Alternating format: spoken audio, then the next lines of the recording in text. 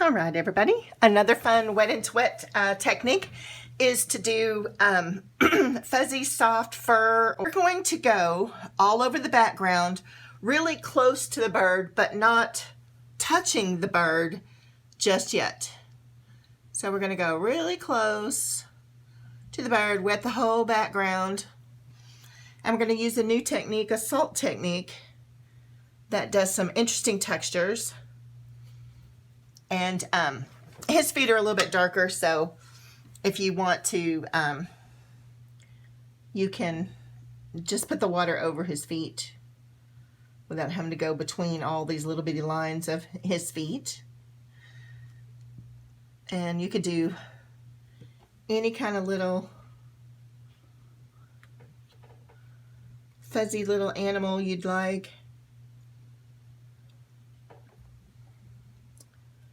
And I'm going to wet that.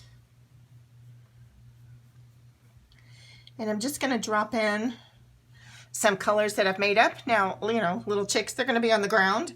So I'm going to, whoops, way too much water. I do believe that's a pencil line, but that's okay. I've worked up my greens and some ultramarine blue. And I'm just going to kind of drop those colors into the background around my bird, picking up different ones. You could add a little bit of yellow if you'd like. I am just softly putting in some of those colors, just dropping them in, let them do their thing. You could even just drop water in certain areas. You know, if you want some of these greens to be a little bit lighter, which are just kind of easy, you know, as grass comes closer, it's going to get darker. So I've added a little bit of the ultramarine blue to my hooker's green. You can even do a little bit of splash, but you probably want to cover up your bird, because you don't want green in his little yellow fur. So we're just kind of dropping that in. You can add just a swash across this feet so it's not super dark, so we can get those feet to show up. And I don't know, kind of like the blue. Maybe he's in a field of blue bonnets or something. All right, here we go. So if this is, you know, this is going to dry a lot lighter. So, you know, if you want to mix that in. And the next thing we're going to do is just take a little pinch of salt, just a little bit, and you're going to add that in all around your little chick. This gives just a little something to the background that's not something that you really have to spend a lot of time painting, you know, every blade of grass or whatever. So don't overdo it, but you can see where the grass is. Now I know this is like, you know, kind of crazy, but you have to sit there and watch this dry. I know it's kind of like watching grass grow, just not real fun, but it's part of watercolor. You have to know the wetness and control the wetness of your pieces as you go.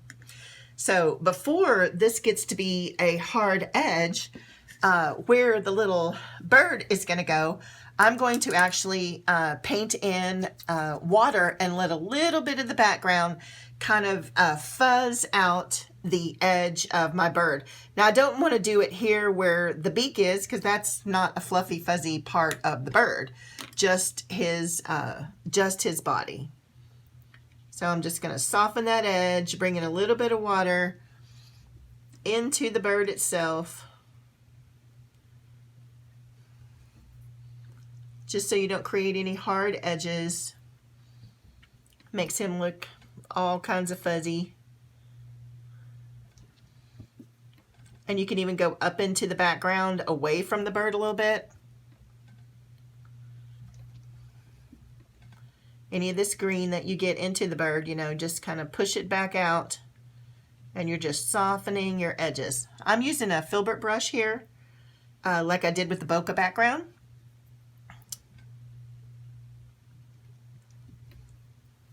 Just to soften up those edges. And then I'm going to quickly wet him all over the inside and drop in my Aurelian.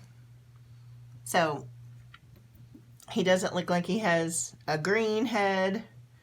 I'm going to lift some of that and push it out farther, actually. And then pick up my, whoops, there's a little bit of green in my Aurelian. Let me clean that off. I must have did that with the last background. So I'm just going to drop in these colors, or this yellow color, and let it fade out to those edges of the crisp, clean water, and maybe even some into the background. So it looks like there is some fluffy, fuzzy edges. This little bit of white around him. It is all about practice on this one, guys. You definitely want to, when you're doing really soft, like a teddy bear or something, you want to practice those soft edges, not a hard line going around your soft, fluffy animal here. So you can take out some of the greens if they're too much. Too much yellow goes into the background. You can just bring that back forward. You know, you're just watching it, right? And you're getting it until you get just the way that you want it. Now you can already see that the salt effect is creating some crystallized forms into the background, which just, you know, makes it so fun. But his beak is going to be an orange color. So I don't want any of this green. So I'm very carefully lifting out the green that got into the beak. So if it happened to you, just carefully on the edge of your brush, just take out some of that. Now see this hard edge starting to form here? I can just push some of that color away. It's pushing a little bit of the yellow. I love it. Putting a little yellow into the background. I like that. This is too dark for me. There was a whole bunch of salt kind of accumulated into one part. So you can just absorb the water. The salt stays there most of the time. Anyway. And so we're just going to let this guy dry. We're going to do a few little details and we'll be finished.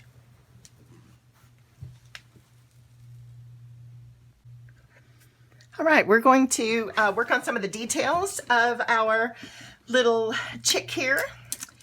And that's going to be his eye and his beak and his feet. And then we're going to put in a little bit of fur. I have just softly wiped away all the salt. Well, I say all the salt. Just make sure it's all gone. And this is the crystallized form that adds a little something to the background for the barnyard of our little chick here. Now I did create using Scarlet Lake as well as the Quinacridone Yellow Deep. It makes this beautiful kind of pumpkin orange, but that's a little more pumpkin. It's a little too orange for this particular little chick. So I've added some more of the yellow out here, and I'm going to just kind of fade it down.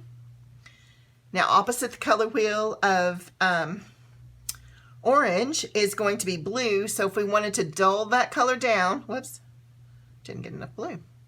We can add just a touch of blue to it. And I'm talking small amounts at a time or you're going to get brown. Look at that. Okay, so we need to add a little more orange. That got a little too dark for me. But I wanted kind of a, you know, more of a rusty color orange. Now a beak is is going to have a highlight in it. So I'm going to leave a little space for the highlight of the beak that is white. And I'm going to go back and put a little bit of yellow in it, or watered down orange.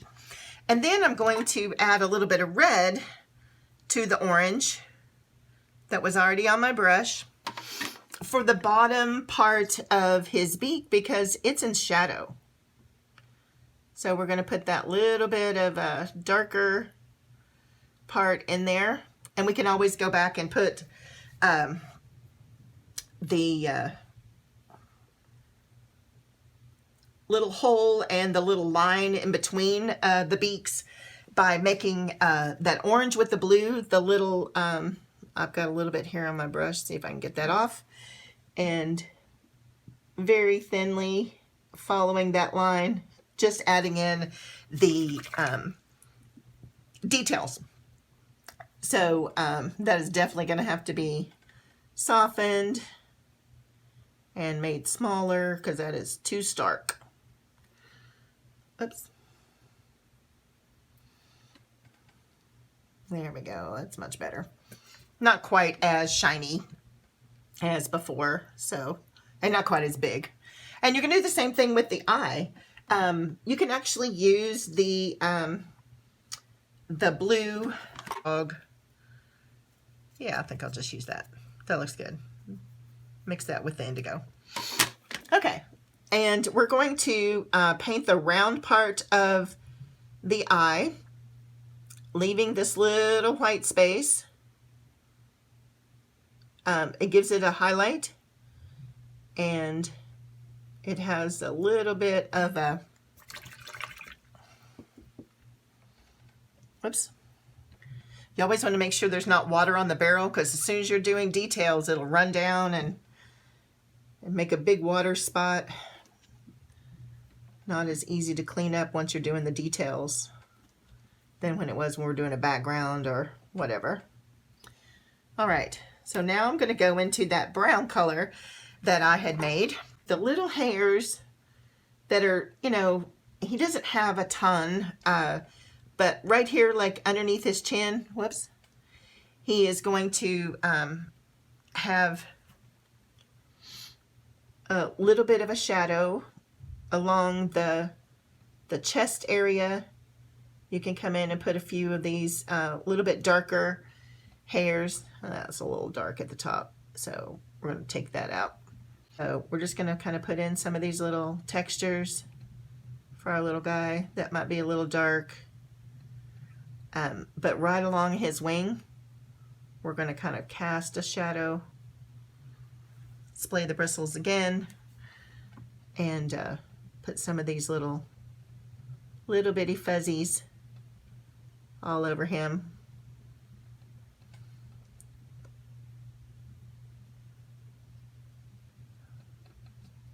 And you don't want that to look just like a line up underneath, you know, even though it kind of is, but it's fuzzy.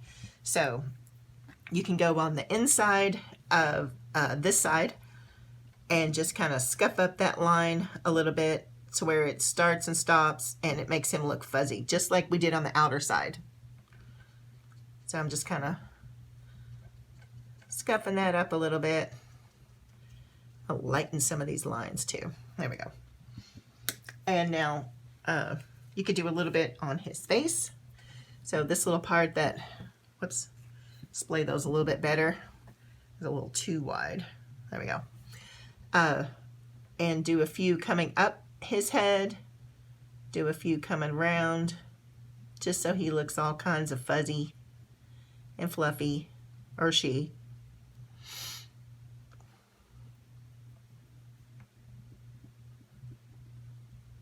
So you're getting in some of these little textures, some of the little bit longer wings. You can do strokes, almost like you're petting the page.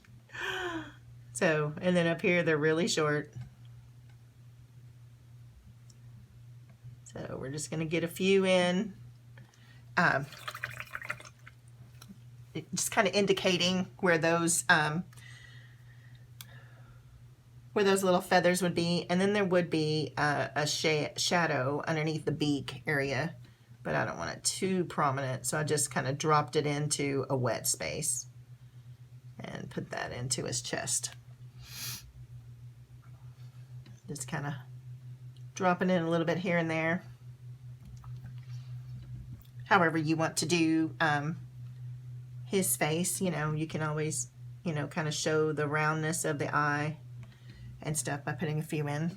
Okay, now we're going to do his feet, and his feet are also orange, but they're not like, you know, this super orange. So we're going to get a little bit of the blue and add it to it so we have a nice rust kind of color. And this will be the foot on the far side. So it is not seen as much.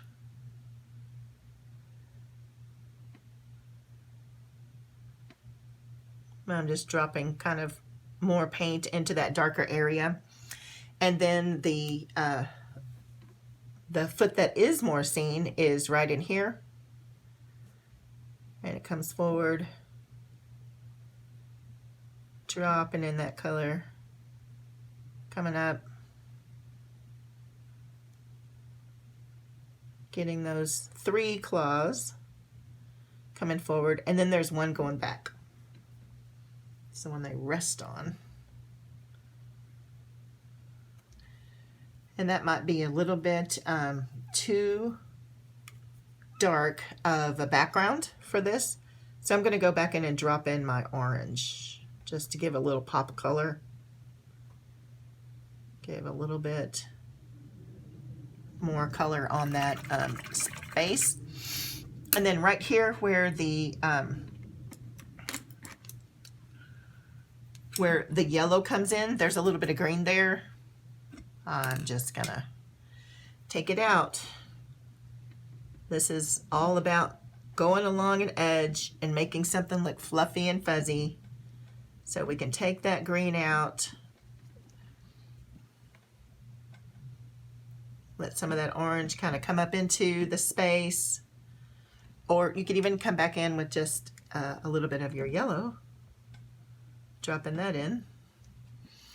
What this little fuzz is right there. And you could do that kind of all the way around him if you want him to kind of have a, like the sun is lit his back and the top of his head. You can just kind of lift out some of those yellows and leave him with a white, fluffy, fuzzy looking head. And back. All right, this is how to lift off, how to use wet next to wet, how to splay your bristles, how to use salt for a little something something for the background. I hope you enjoyed this quick little tutorial, and we'll see you next time.